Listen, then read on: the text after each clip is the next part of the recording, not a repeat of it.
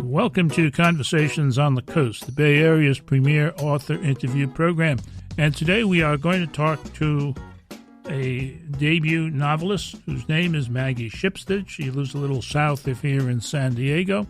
And her first novel is called Seating Arrangements and is published by our friends at Alfred A. Knopf. We always love to say Alfred A. Knopf. Welcome aboard. Thanks for having me, Jim. This debut novel, after you've written some short fiction and a stint at Iowa Writers Workshop, and I guess you're now a Stegner Fellow? I actually finished at Stanford about a year ago. Oh, okay. So you've been at Iowa, you've done a Stegner, and now you've done a debut novel, which is being welcomed with some interesting phrases, among them a serio-comic romp. I particularly like the romp part of that. It's by turns hilarious and deeply moving. I agree with that. And I'm not sure about this. The best book I've read in ages.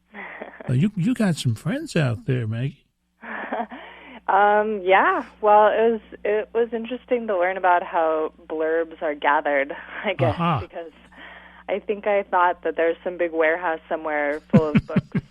And writers would go pick the ones they wanted to endorse, but like a big box store. Yeah, exactly. Yeah, it isn't like that, is it? You've got to write personally, or did the publisher do most of them?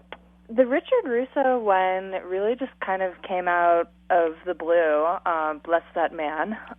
He was somewhat familiar with my work, I guess, because he chose one of my short stories for Best American Short Stories back in 2010. Mm-hmm. And he also publishes with Knopf, yes, as does J. Courtney Sullivan. And then Justin Torres is a good friend of mine. Uh-huh. So the first two were magic, and the third one was not. Okay, that's good. Mr. Russo has been on this program, I think, at least 2 times, and he's a good friend of ours. At least I think he is. Now, the story of seating arrangements, it's also about well-bred and misbehaved gathering on this island. Mm-hmm. And they're all there for a 3-day wedding celebration. An unusual coming together, it seems to me, of a woman by the name of Daphne Van Meter, who is 7 months pregnant, and the well on his way Grayson Duff. Those are the 2 kids getting married, no? Yes. And the island is kind of under invasion from all the bridesmaids and other people coming to this wedding, and at one point, I think I don't know which character says this, but it seems to me it well characterizes what is to follow. This wedding is also a family reunion and a missile launch and a state dinner all rolled into one. That's kind of scary, isn't it? Yeah, it's a lot to manage for sure. The bridegroom, Grayson, is at least in the opinion of the father of the bride, quite perfect. He is described. I'll find it in a minute. There it is. He is described as a man who wore neckties and belts printed with ducks or whales, and was affable at all times. He enjoyed sailing and rowing and dancing and parties. In his 5 years out of college, he had already made headway on a fortune for himself, but shied away from anything flashy or crass, choosing to wear frayed khakis and drive a Nissan, remarkable for its antiquity and smallness, which Wynne, the father of the bride, took as a mark of good breeding. There you are. Yes. And, one of the things I felt about him is that we really don't get to know too much more, do we? No. He's kind of a stiff, we would call him waspy guy. Yes, definitely. I think that'd be fair. I made a choice pretty early on that I wanted the bride and groom to sort of be the least important characters in the book, despite being the central figures of the wedding. That's quite a chance you took.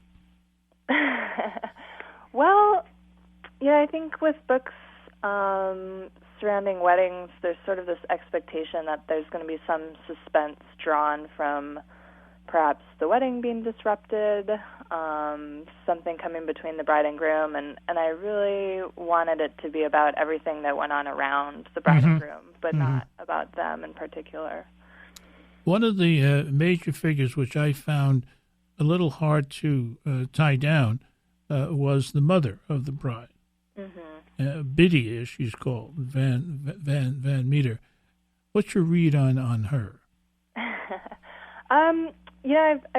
She's been described as long-suffering quite frequently, but that's not exactly how I think of her. She's very tolerant of this sort of rigid, quirky husband of hers, but I don't think she thinks of herself as suffering or enduring. I think she's someone who really commits to the choices she's made and doesn't really have a lot of angst surrounding them. So I think she's someone who, for the most part, is at peace with her life, but has moments of vulnerability. Like one of the bridesmaids at one point asks her how she's doing, and she sort of unexpectedly tears up because she's not used to being put in the spotlight in that way. But I think I thought of her as one of these women with sort of classic New England beauty and understated both in looks and in her personality, and very competent and capable kind of woman. Well, there are many other charming and not so charming characters in the seating arrangements, and we'll meet some of them soon.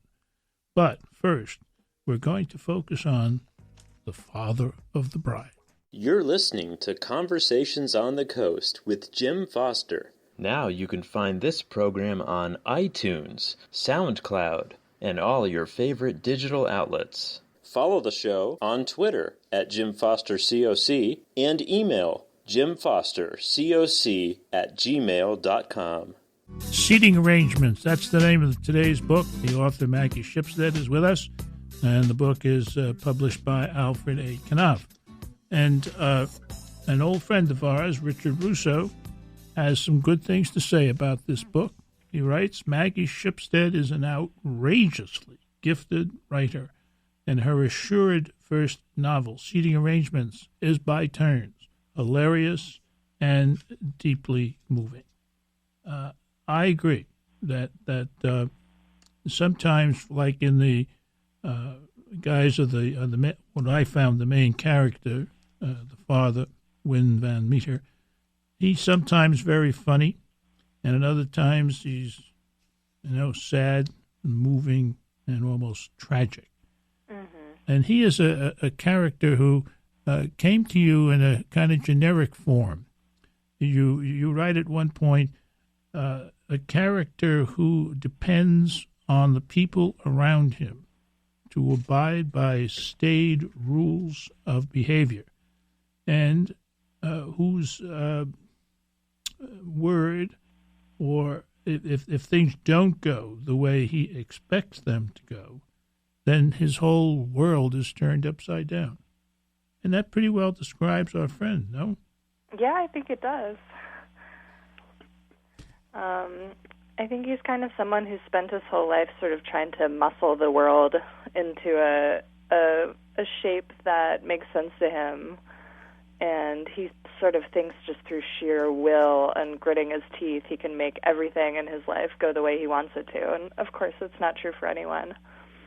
Well, the thing that I kept wondering about is, what his job might be. We really don't get into that. We have intimations that he's some kind of a banker, I guess.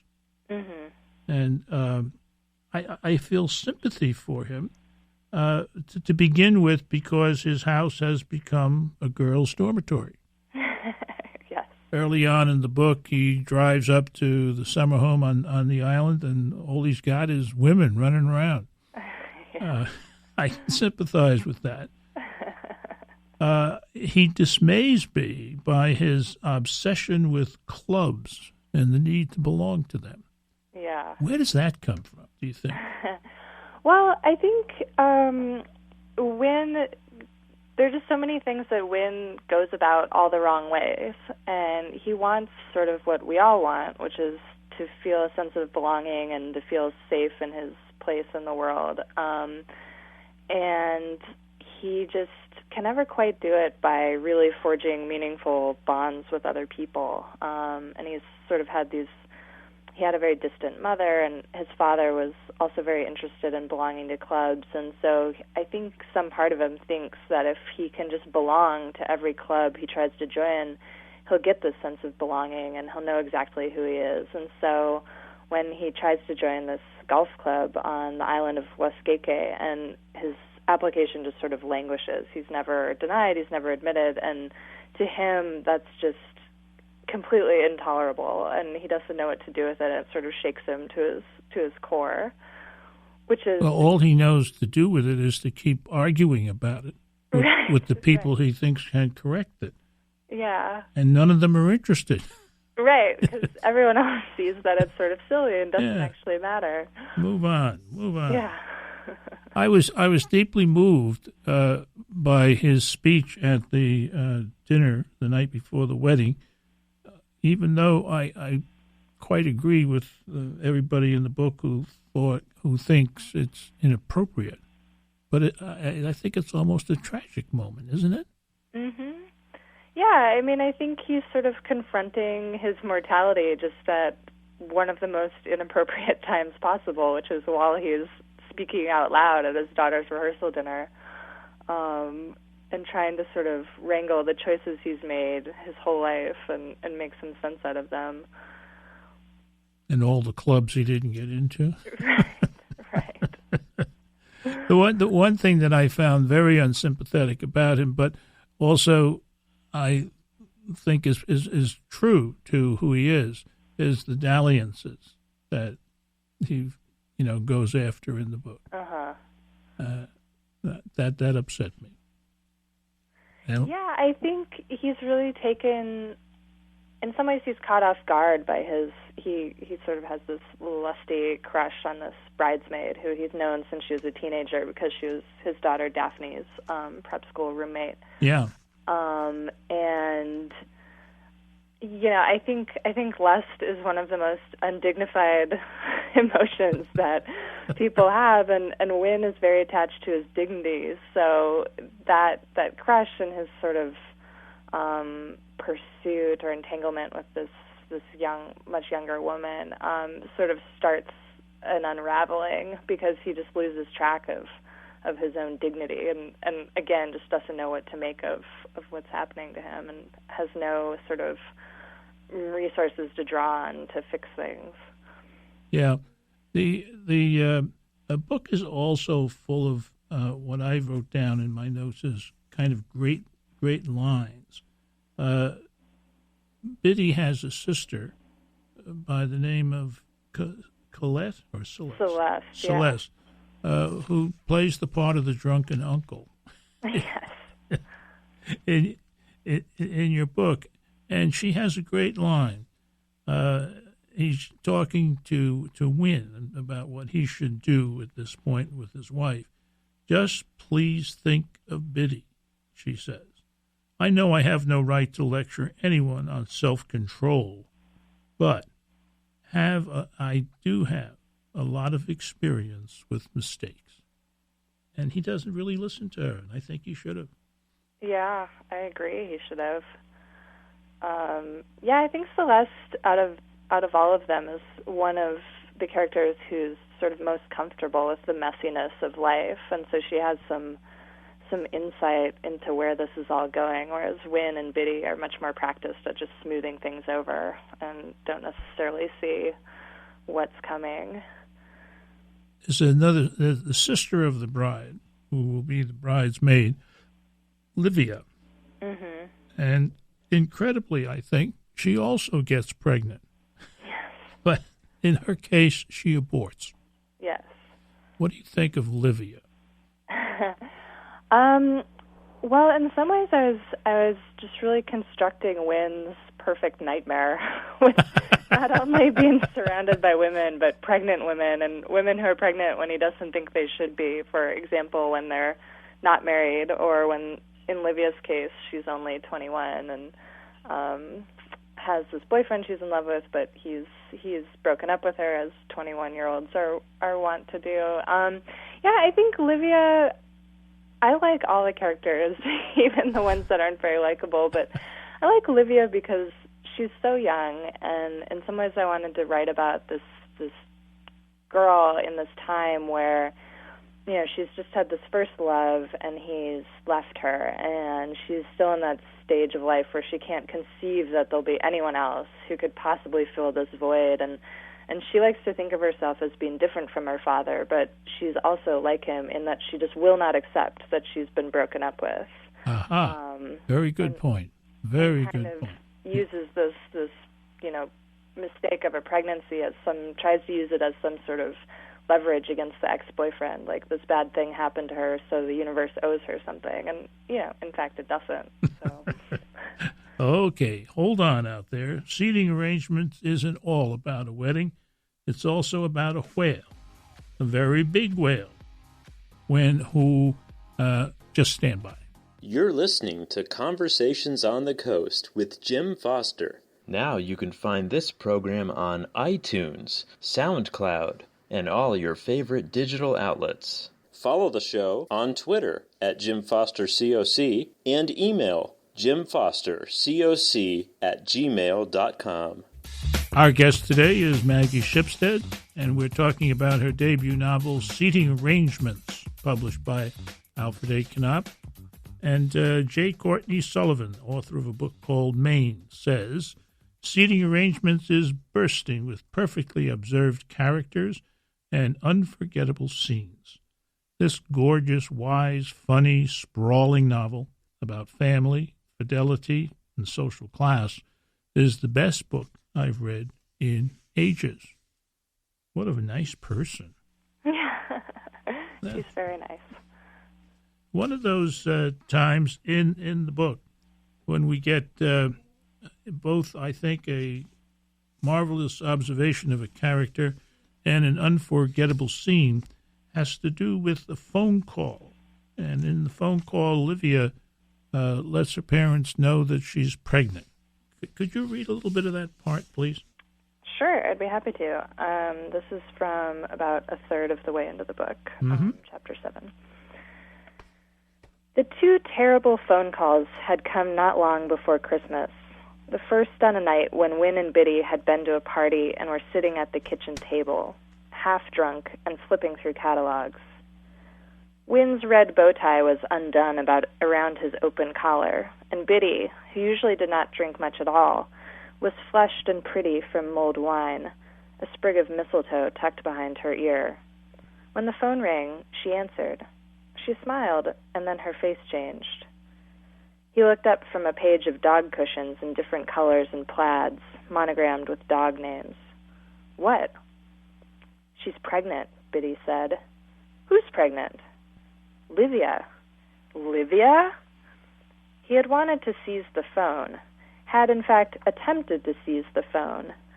He felt an insane and overwhelming conviction that he had the means to nip the whole situation in the bud.